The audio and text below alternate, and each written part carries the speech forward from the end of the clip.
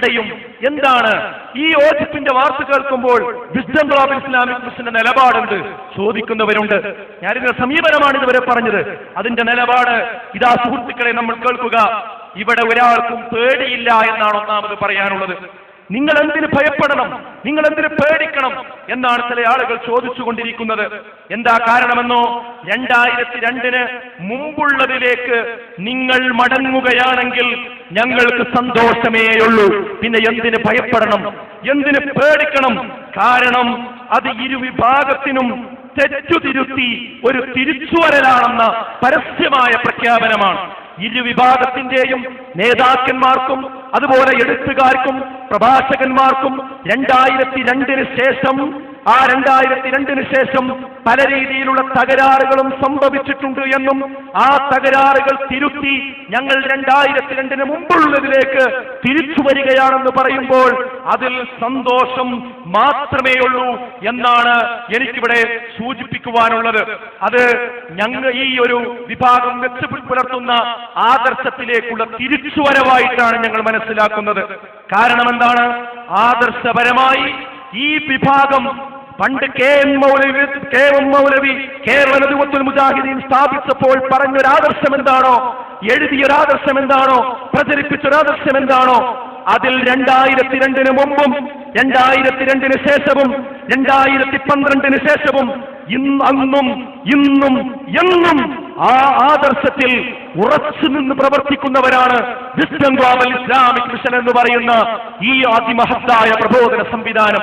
അതുകൊണ്ട് തന്നെ ആ ഒരാശയത്തിലേക്ക്, ആ 2002 മുമ്പുള്ള ആശയത്തിലേക്ക് എല്ലാ തെറ്റുകളും തിരുത്തി ഇരുവിഭാഗവും തിരിച്ചു വരുന്നു എന്ന ഒരു വാർത്ത കേൾക്കുമ്പോൾ അൽഹംദുലില്ലാ അൽഹംദുലില്ലാ എന്ന് മാത്രമേ ഞങ്ങൾക്കിവിടെ പറയാനുള്ളൂ എന്നാണ് സൂചിപ്പിക്കാനുള്ളത്. കാരണം ഞങ്ങൾ എല്ലാ അർത്ഥത്തിലും ആ ആശയത്തിൽ നിന്ന് ഒരു കാലത്തും മാറി ചിന്തിച്ചിട്ടില്ല എന്ന് ഞങ്ങളുടെ പ്രഭാഷണങ്ങളും എഴുത്തുകളും വിലയിരുത്തുന്ന ഏതൊരാൾക്കും അറിയാൻ കഴിയുന്ന കാര്യം തന്നെയാണ്. അതുകൊണ്ട് അതിലേക്ക് തെറ്റ് തിരുത്തി തിരിച്ചു വന്നുവെങ്കിൽ സന്തോഷം തന്നെയാണ്. ആദർശത്തിലേക്ക് സ്വാഗതം ചെയ്യുകയാണ്. മുജാഹിദ് പ്രസ്ഥാനത്തിന്റെ പ്രമാണബദ്ധമായ ആശയത്തിലേക്ക് സ്വാഗതം ചെയ്യുന്നു 1000 വട്ടം. പക്ഷേ പത്രസമ്മേളനത്തിലെ നിലപാടാണ് ഇനിയും തുടർന്നു കൊണ്ടുപോകാൻ ഉദ്ദേശിക്കുന്നത് എങ്കിൽ ഔദ്യോഗികമായി ഡിസംബർ 5-ാം തീയതി വിളിച്ചു ചേർത്ത പത്രസമ്മേളനത്തിലുള്ള അതേ നിലപാടാണ് ഇനി തുടരാൻ ഉദ്ദേശിക്കുന്നത് എങ്കിൽ 2002 അതിന്റെ മുമ്പുള്ളതിലേക്ക് മടങ്ങി എന്നതിൽ ന്യായമായും ഇവിടെ പൊതുസമൂഹത്തിനും വിശിഷ്യ മുജാഹിദ് പ്രസ്ഥാനത്തെ സ്നേഹിക്കുന്ന അതിന്റെ ആദർശത്തെ സ്നേഹിക്കുന്ന ആളുകൾക്ക് സംശയമുണ്ട് എന്ന് തുറന്നു പ്രഖ്യാപിക്കുവാനും പുളിക്കലിലെ ഈ ആദർശ സമ്മേളനം ഞാൻ ഉപയോഗിക്കുകയാണ്.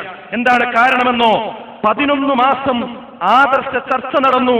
11 ദിവസം മാത്രമേ ഞങ്ങൾ സംഘടനാ കാര്യങ്ങൾ തീരുമാനിക്കാൻ ഉപയോഗിച്ചിട്ടുള്ളൂ എന്നാണ് അതിന്റെ ഉത്തരവാദപ്പെട്ട ഒരാള് പല രീതിയിൽ എഴുതുകയും അതോടൊപ്പം തന്നെ പ്രസംഗിക്കുകയും ചെയ്തിട്ടുള്ളത്.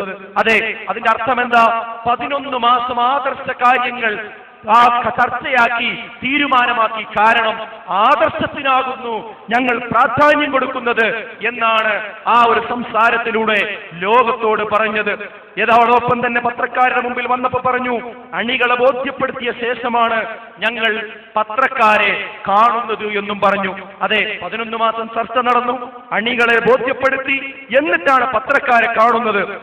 എന്നാൽ പത്രക്കാരന്റെ ഒന്നാമത്തെ ചോദ്യം എന്താ? പത്രക്കാരന്റെ ഒന്നാമത്തെ ചോദ്യം, നിങ്ങൾക്കിടയിൽ വിവാദമുണ്ടായിരുന്നല്ലോ സിഹറിന്റെ വിഷയം, ആ വിഷയത്തിൽ ഇപ്പോൾ ഇനി നിങ്ങളുടെ യോജിച്ച തീരുമാനം അല്ലെങ്കിൽ സംഘടനയുടെ നിലപാട് എന്തായിരിക്കുമെന്ന ചോദ്യം. ആ ചോദ്യത്തിന് എന്താ മറുപടി പറയേണ്ടത്? ആ സിഹറിന് ഹഖീഖത്തുണ്ട്, എന്നാൽ അത് ചെയ്യുക എന്നത് വൻ കുറ്റങ്ങളിൽപ്പെട്ടതാണ്. ഇത് മുമ്പേ ജംഇയ്യത്തുൽ ഉലമ വ്യക്തമാക്കിയ വിഷയമാണ്. ഇനി എന്താണ് പുതിയത് പറയാനുള്ളത്? ഇതിന് എത്ര മിനിറ്റ് വേണം? ഇത് പറയുന്നതിന് പകരം ആദ്യം ആ ചോദ്യത്തിന് നേർക്കുനേരെ വിശദീകരിക്കാതെ പല രീതിയിൽ സംസാരിച്ചു പോയി. പിന്നീട് രണ്ടാമത് വീണ്ടും പത്രക്കാരൻ ചോദിച്ചു, ഈ വിഷയത്തിൽ നിങ്ങൾ എന്താണ് നിലപാട് പറയാത്തത്? അപ്പോൾ പറഞ്ഞതാണ് സംഘടകരം. സംഘടകരം എന്താ? അത് ഇനി ജംഇയ്യത്തുൽ ഉലമ കൂടി തീരുമാനിച്ചു പറയുമെന്നാണ്. ന്യായമായ മുജാഹിദുകൾ സംശയിക്കുന്നു. അപ്പോൾ 11 മാസം ദീർഘമായ 11 മാസം നടന്ന ചർച്ച ആദർശപരമായിരുന്നുവെങ്കിൽ, അതിൽ പത്രക്കാർക്ക് പോലും സുപരിചിതമായ സിഹറിന്റെ വിഷയം മുജാഹിദുകൾക്കിടയിൽ പ്രശ്നമുണ്ട് എന്നറിഞ്ഞുകൊണ്ട് ചോദിച്ചവരോട് പോലും ആ തീരുമാനം പറയുന്നതിന് പകരം ഇനിയും തീരുമാനിക്കുമെന്ന് പറയുമ്പോൾ അപ്പോൾ 11 മാസം നടന്ന ചർച്ച എന്ത്? ഇത് പ്രസക്തമായ ഒരു ചോദ്യമാണ്. അത് പ്രസക്തമായ ഒരു ചോദ്യം തന്നെയാണ്, യാതൊരു വിഷയവുമില്ല.